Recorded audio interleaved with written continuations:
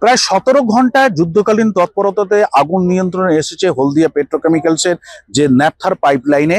এবং এই মুহূর্তে আমরা দেখতেই পাচ্ছি যে গতকাল যে আগুন লাগার ঘটনা ঘটেছিল তার ফলে কিন্তু এই যে পাশের হলদিয়া হাওড়া যে রেল লাইন, সেই রেল লাইনের কিন্তু বিদ্যুৎ সংযোগ বিচ্ছিন্ন করা ছিল। তার ফলে গতকাল যেরকম ভাবে হলদিয়া হাওড়া বা হলদিয়া পাঁশকুড়া বা হলদিয়া আসানসোল ট্রেন হলদিয়া স্টেশনে আসতে পারেনি, ট্রেন চলাচল সম্পূর্ণ বন্ধ করা ছিল, আজকেও কিন্তু একই রকম ভাবে এই রেল লাইন দিয়ে কিন্তু ট্রেন চলাচল সম্পূর্ণ বন্ধ রাখা হয়েছে।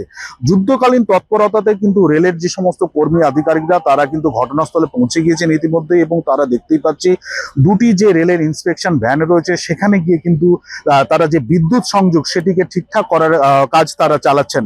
পাশাপাশি গতকালের যে অগ্নিকাণ্ডের ঘটনা ঘটেছিল তার তদন্তে জেলা প্রশাসন সূত্রে যেটা খবর, হলদিয়া পেট্রোকেমিক্যালসের মুম্বাই থেকে একটি বিশেষজ্ঞ দল তাদের আসার কথা রয়েছে।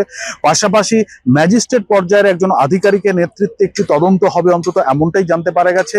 এবং হলদিয়া শিল্প সংস্থার জন্য যে কারখানা পরিদর্শক অর্থাৎ ফ্যাক্টরি ইন্সপেক্টর রয়েছেন তারও নেতৃত্বে একটি দল সেখানে আসার কথা রয়েছে।